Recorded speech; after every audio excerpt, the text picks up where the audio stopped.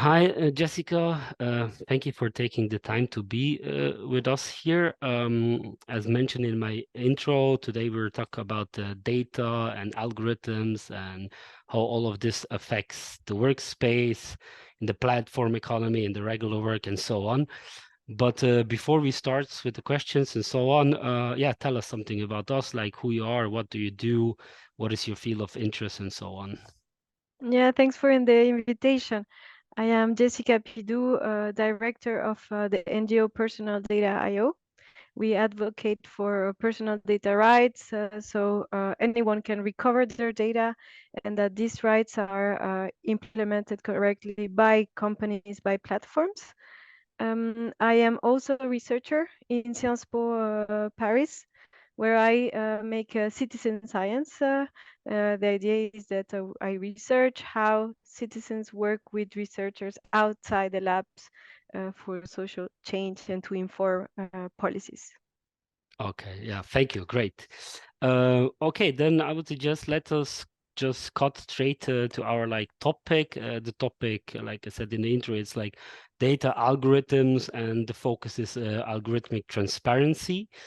We in the union, we talk a lot about algorithmic transparency. I think like in a lot of situations, it's still not 100% defined what that kind of a means or what people should understand under this. So I would ask you like, what is algorithmic transparency for you?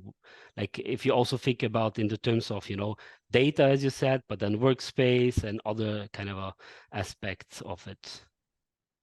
Yeah, so for me, algorithmic transparency is the idea that platforms, companies give the means to external actors to be able to audit, to know, to be informed about how an algorithmic system works. And this actually embraces different components. It's not just the algorithm. It is actually a system, a computing system that has a data structure, some local spaces for storage, and also it has very important some decisions.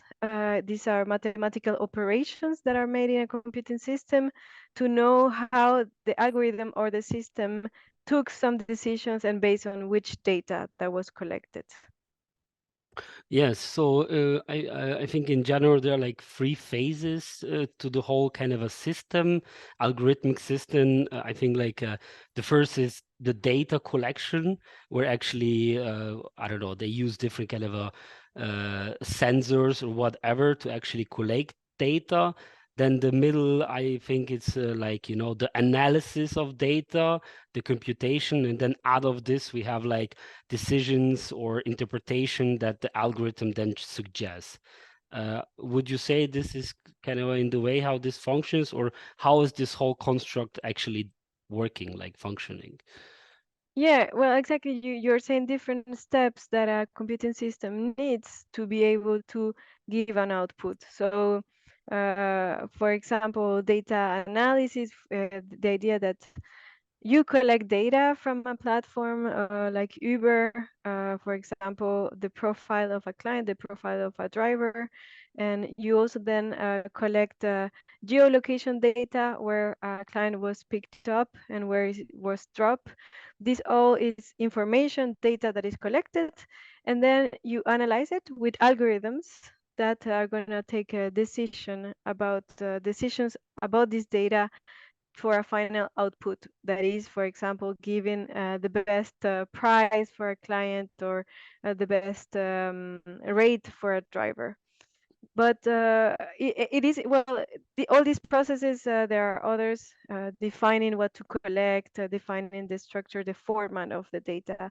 Uh, well, a lot of technical details, but yeah, the important for algorithmic transparency is that we have access to all these processes Mhm. so anyone can understand in an easy way and in a human readable format what is happening in there, what is happening in the computing system, and why or how the decisions can affect you as a user or as a driver. So we know that, for instance, Uber drivers, they don't get all the best rights, right? One one driver can have better rides than other ones, and so then this is important how the algorithm work, how the computing system works to be able to understand these advantages. Yes, I think like in general, also like in legislation that's coming up, or actually in talks with my colleagues and so on, we're talking a lot about, to all understand those systems and so on. But a lot of people have like the feeling, that this is a very complex technicality and it's really, really hard to understand.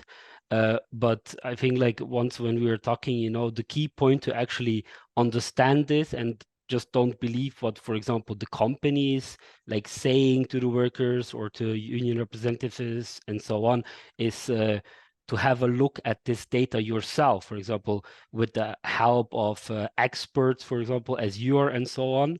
I think when you get this data, then you can lay out and understand the algorithm that the companies uses better. But I would say, because data, this is such a big word, so what would you define as data? Like what could be all the data, for example, that Uber collects about the drivers or the clients, or for example, any other companies, also like, like social media or Microsoft or Mhm. something. So what can we understand as data, and how is this data being collected? Yeah, okay, so well, first of all, I once heard a professor saying a nice sentence that I want to leave here is, if engineers, developers, or any actor in a platform is able to build complex systems, then the person should be smart enough to be able to justify and to say how the system works. So it's a good excuse to say that the system is very complex, or that deep learning techniques, the most sophisticated techniques that are used now for artificial intelligence. One argument is to say, well, they are too complex, a human cannot understand it, and we don't know how it works. So we cannot provide information or be transparent on the system. So it's not true, because there are techniques, and when you design these systems, you should justify why are you designing it and the choices that you are making. And in there, you can also say what kind of data you're collecting and for which purposes. And this is what we are asking for at Personal Data IO, that all data, all information that is collected about users and drivers, it is made explicit. And today it's possible to get a copy of your data by using the GDPR, so the European regulation of personal data protection, that actually allows anyone, any person, to request a copy of your data to any company. It can be your supermarket, because it digitizes information about what you buy, Mhm. but it can also be on Uber. And the example of what is data and what kind of data is collected is, yeah, in Uber, for instance, when you create a profile, you declare information, and this is self-reported data, right? You know you're given this information. What is your age? What is your credit card to pay? What is the location where you live? But then what is also important and more critical is implicit data, is data that is tracked about you and your behavior in a platform that you don't know, or you're usually not aware that you're given, because the designers of an app or the developers decide to collect this information. For example, how many times you open the app. This is implicit data. Also, every second tracking where is your position in a map, so your latitude and longitude, specifically to point where you are geographically. And all this implicit data, it's given in real time and in high quantities. And this becomes critical for the privacy of a person, because then you can know and predict a lot of things about this person. So you can know not only what the person lives and goes to work, but when actually other actions, other behavior outside work, during working time. So Mhm. for a driver, we can Uber can track the breaks that the person has done, if the exactly trajectory that the driver has taken. But also we have seen in some documentation that Uber can predict if a driver could be a raper or not, Mm-hmm. to identify risk for users. And they claim that this helps clients to be safe. But actually, this is violating the way data is collected and the way data is used in respect to the driver's privacy matters. So yeah, it is data is information about you, about your behavior in the physical world. That is very important, because sometimes we talk about only digital, only online behavior, but it's what happening in your daily life that is digitized, collected, and then used to predict other uh, behavior. Yeah. Mm, yeah, correct me if I'm wrong. So they're like, so under GDPR, we have like one aspect that's kind of a marked as personal data. And then the other aspect is that's marked as non-personal data. You refer to implicit data. Did you mean this non-personal data? Because I know that with GDPR, yes, personal data you can get, but like this non-personal data, a lot of companies are then, rejecting to give you this data and so on. Like, what do you? Yeah. Yeah, it's a good question, because according to the GDPR, personal data is data that can identify you. But there has been discussions and proofs that there's a lot of data that it doesn't identify you directly, but indirectly, or by using some algorithms, making predictions, it is easy to identify you. So even if we have anonymized data, so Mhm. information, let's say geolocation, where your place of work is located, without any information about you, then when we aggregate it with other information, you can actually easily know who this person is. So the legal definition, it doesn't cover actually what is possible to do uh, about users and about their behavior today with technologies. Yeah, so if we get like bunch of different data and aggregate it, so put one on top of each other, we can still identify the person or some people, even if it's marked as non-personal data. And this is also causing a lot of issues, as I understand. Yeah, Uh, we have even these issues in research. It's not only private companies, and one article was published on Banksy. Do you know this mhm. artist that Yes. doesn't want to show his identity? Well, researchers, by collecting the location of graffitis and the time when this was done, they were able to go back to the person and Mhm. his identity. Yes, yes. But okay, data it's important, but thank God, like there are steps to the rules like GDPR and now Data Protection Act and AI Act and the Platform Directive, which defines like algorithmic management a bit deeper. We have the possibility also to request and to get our data. How is this usually done? Like, how can a person or worker like do this? Yeah, so today there are often two methods that we advise to collect your personal data. One is download portals.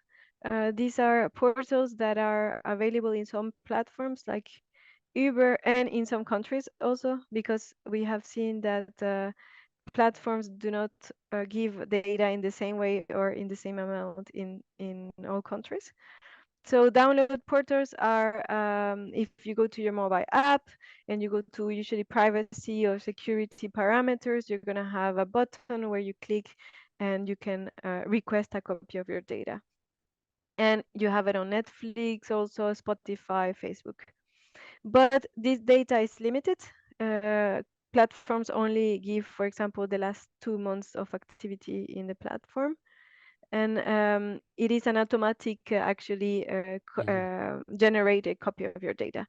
But then to get more, there is a second method that we advise is using the GDPR. When you create a request by sending a letter to the data protection officer of a platform, you can get more data. So we offer templates that anyone Mm-hmm. can use with the appropriate legal framework. And then in there, you specified what kind of data do you want. For example, for some drivers, the waiting time can be important. Also for, let's say, dating apps users, the matches that they get, it's important. So with this, you can ask more data, different type of data that the platform is holding about you, but that Mm-hmm. they don't necessarily give. And you can also give ask a longer period of time of your Mm-hmm. data. You can ask Mm-hmm. from my creation of account.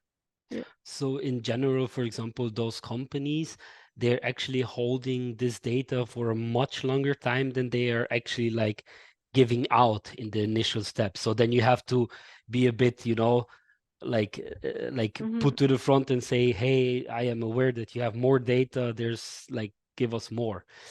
Yeah, and sometimes they give too much data actually, Ah, and I don't know, errors in the manipulation of the data, and this is actually also violating privacy concerns of other users. For example, drivers get data from the clients yeah. or inversely, and also we have seen that they store data that was deleted by the user. Mm-hmm.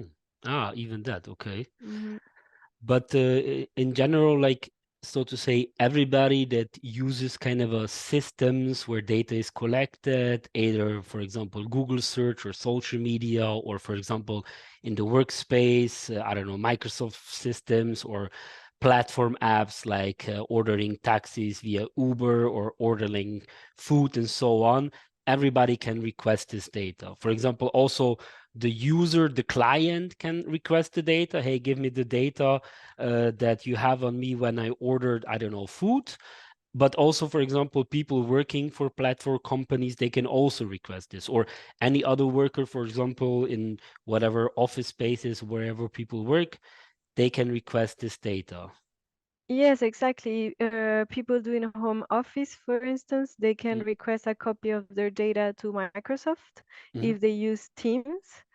Um, you can, as a client of a supermarket, you can ask a copy of your Ah, data to the company. Workers also can do it. Workers of Amazon warehouses, for instance, to uh-huh. know how they are being tracked. And this is important because this way they can know how they are evaluated, how their performance is evaluated, and how this can have bad consequences on their pay or any other action in their work. Yeah, and this is then also can be of much help for workers' representatives, unions, legislation, and so on, to actually understand, all those knots that algorithms have and how they evaluate people, and is this like a correct collection of data? And this can help actually when there are like negotiations on, for example, collective agreements or specific company agreements and so on. But let's get a bit back. So you did a whole project with the data collection and evaluation and then models and so on, considering Uber. And then you also have like on your page, I will link all the information like in below, personal data AO, where people can actually then upload this data, and then the data is visualized and they can interpret or like understand the data better. How did that work with Uber? Like, what did you find out, and what is the models that you offer for people that get maybe data from Twitter or I don't know, Facebook, whatever, that they can see what's actually happening? Yeah, exactly. What we claim is that a first view on algorithms and how they work is to recover your data, because then you would know what data is collected. And also with other techniques later, you can do some reverse engineering, which means try to understand how the algorithm works from the data that they collect. And after collecting your data, you already have a view. For example, as a Uber driver, they have a view now on how much they have worked, how many kilometers they have worked, and how many hours, and how many weekends, nights, shifts, and so. This is important in the case of Geneva, where we are working more intensively, because there is a current negotiation with Uber on, well, it has been established already. Already, they are recognized as workers, and they have to, Uber has to pay them back what they should have earned as workers before, since Ah. they started, right? So they need the pay back of Uber. And Uber now is giving some estimations, but Uber drivers, with our help, personal data, and also Estia, they have recovered their personal data and they are able to do the calculations themselves. So now the calculations are not in the hands of Uber, you see? And also they can provide this data to their union to collectively, also with other drivers, compare, analyze all this data. And the union's work is very important in this affair, because the union has a view also in other documents, profile, the history of this worker, actually. For example, we have seen they have a document about their expenses, about the for the car, the insurance, and so. So then you have a good folder with all this data, with facts, to be able to go to court and demand or contest what Uber is saying about you and about your work. And besides the individual view, and with for the driver, what happens is that you need tools and experts that help you to open the file, to analyze it further. If it is an Excel file, what you receive, sometimes it's a JSON file, it's another format. And if you don't understand these files, or if you don't have the tools, or if you don't have the computer, because nowadays a lot of people only have phones.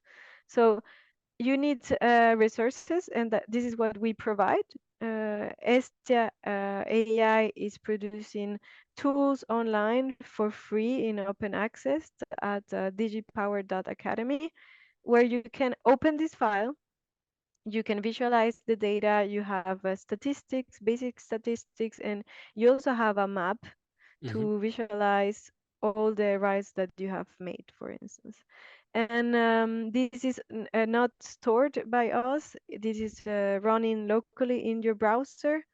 So you are in control of your data. And this is what is also important for data governance, is that the driver or any user holds their data and decide then what to do with it.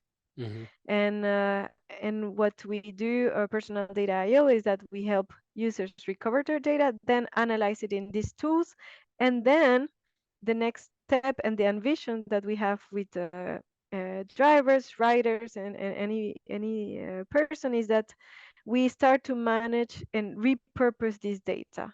What do we want to do now with this data? When drivers or riders of different platforms put together their data, they have a better view on the market and on the offer and demand, actually. So they can get together and improve a service, actually create new ideas and the ideas that they want to develop. Yeah, I have to say I find this really great what you guys are doing, because I also read you're also providing trainings that for understanding and actually getting this data and so on. And as you said, when the data is analyzed and collected and then understood as a collective, it actually balanced the field of this, asymmetry of information, because the companies, they have the data and the understanding of the data. They have like a information power here, so this field has Yeah. to be balanced. And that's why personally I think it's important also that the unions, they try to understand data much more, because as you mentioned before, we were talking, yeah, it's too complex and technicality and so on. And a lot of times it's like sold as, yeah, the black box and we don't know what's happening. But if Mhm. we, with the help of you experts, get this data, then actually this argument of the black box, it's not there anymore. Yeah, exactly. We are redistributing this asymmetry, this power actually that Hmm. only has Uber or a platform now. We redistribute it to the community, to the collectivity, to drivers. And also, as you say, we have a better view now, so the asymmetry of information is reduced. And our techniques and our training is to train the trainers of tomorrow, Hmm. so everybody can read a file, use their data in other ways. So we don't want people to become dependent to us, but that we transfer this expertise and that they become autonomous, because it has a bigger impact when the community itself can build up their solutions in the way they want, because it's them who know how the work happens in the field, how what is best for them actually as a social innovation. Yes, and as we see the development of training the algorithms, because like those companies, why do they actually use those algorithms? Is actually, to optimize the process, and if they optimize the process, they can lower costs. In a lot of cases, it's labor costs and so on. And therefore, it's also important, as you were talking, that the workers themselves and the representatives, they can also have this data, because data, yeah, it's power. Yeah, they know what's best for their working conditions. Then they can negotiate optimizing the service of delivery and at the same time having good working conditions.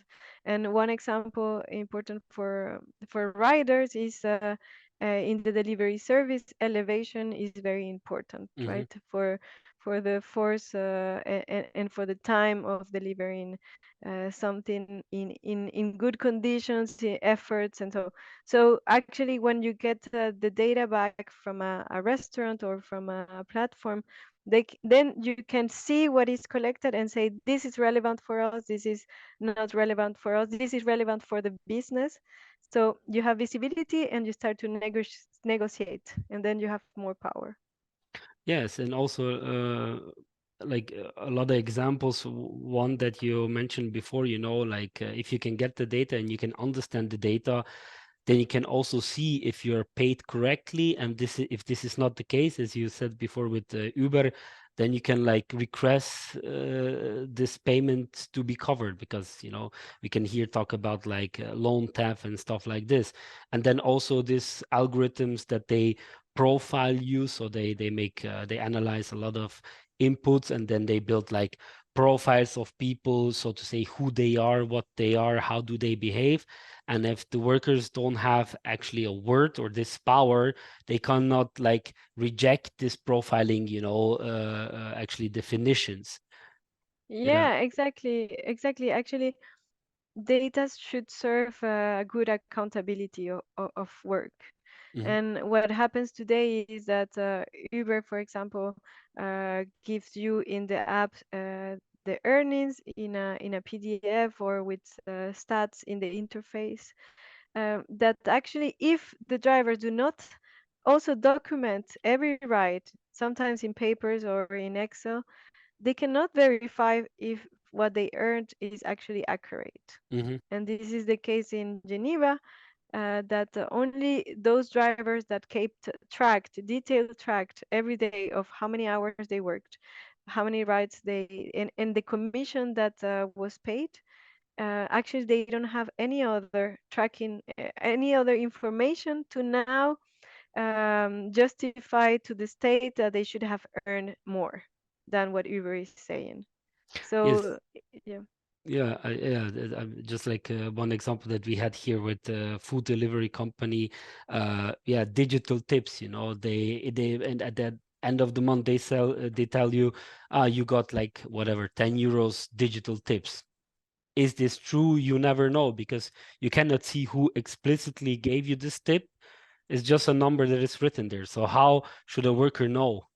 Exactly, and Uh, there are human errors also, and so for instance, as a client in Uber, I said I will pay with credit card, and mhm, then at the end, finally, it didn't work, the credit card, or I forgot it in my house. So at the end, I say, "Oh, sorry, I'm gonna pay you in cash," or the other way around, and then you don't have a track, or the information that is in the app is not reflecting what is happening in the physical world and in real time with the driver.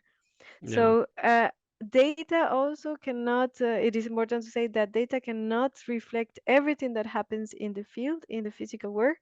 And there it's only the driver and the client humans that can actually account for it, that can correct mistakes, and the platform and the data should be supported by these human decisions and human work.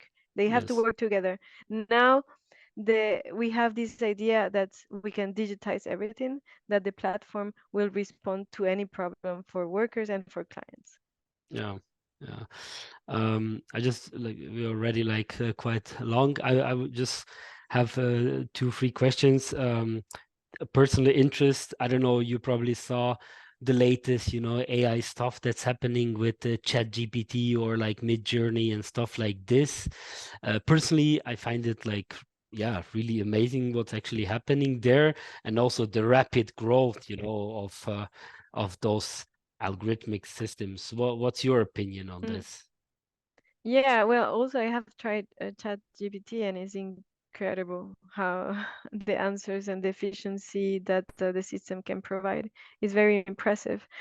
And we are not against technologies. We actually build technologies with Estia AI for the community, but for the common good and for purposes that serve the community. Hmm. And what's happening now is that innovation is mainly held by big companies. Hmm. They have the best stuff, the best technologies, and a lot of data. They accumulate all the data that is out there, and this is what allows them to have the better the best techniques in the market. And it is possible because they have a lot of data. That's why it's important to recover data and aggregate it and put it together, mutualize it with others to be able to recover the value that data has. So I think I would say that these technologies are out there and they are important for improving some tasks, some activities, and the interest is how we develop them with the ethics that go along, that are legally compliant to the current jurisdictions, and also the purposes. Why are we using this to whom, for which purposes, and justifying that is actually a use that we want to have in society with these technologies.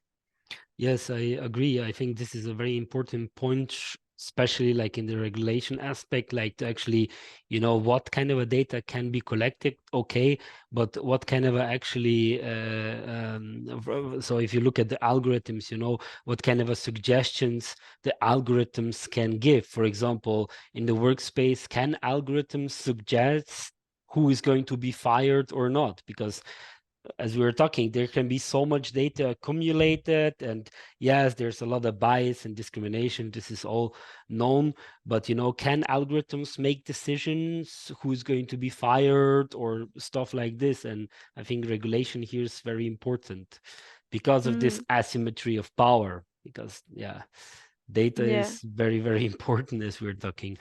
Um, Two last questions. What are your recommendations, for example, for people who are like new to this topic? What is the easiest way to understand a bit data? Like maybe you have a book, or I don't know, like a podcast or video or something. Actually, I would advise anyone to record their data. And I'm sorry That- for. No, that's a great, that's a great, and then they can use your platform actually to actually visualize this data and understand Yeah, it they're better. going to understand regulations, how they are implemented, their rights, and how the platform works, how the platform respect their rights or not. and everything that is collected about yourself, everything that you're giving away, and then actually when you receive this data, it immediately allows you to reflect on it, like, Hmm. oh, or why, and then you attach this data to your personal experience. That's why is a great exercise, is that I am giving this, and the service is giving me this, and the service functions like this. What am I able, or what I am willing to give away about my identity, identify the risks of giving this data, or having new ideas on how to improve your experience with this data. Mm. Yeah, that's actually why I like so much what you're doing, and I think it's so important to actually give the tools to the people to actually, understand their own data and actually, try to reflect on it, what's happening. That is really great. Jessica, Thank tell you. me, if somebody wants to like get in touch with you, how like where to find you, how to do this? So we have a website, personaldata.io, that we are translating now. It's just in French. And I will give my personal email, Jessica at personaldata.io. And also, you can go to digipower.academy and contact us from there if you want to analyze your data or better understand your data. Great. Okay, Jessica, thanks a lot. Thank you for the time and all the answers. Really appreciate it. Thank you. Thank you Yeah, for also the work you're doing. yeah, yeah. Welcome.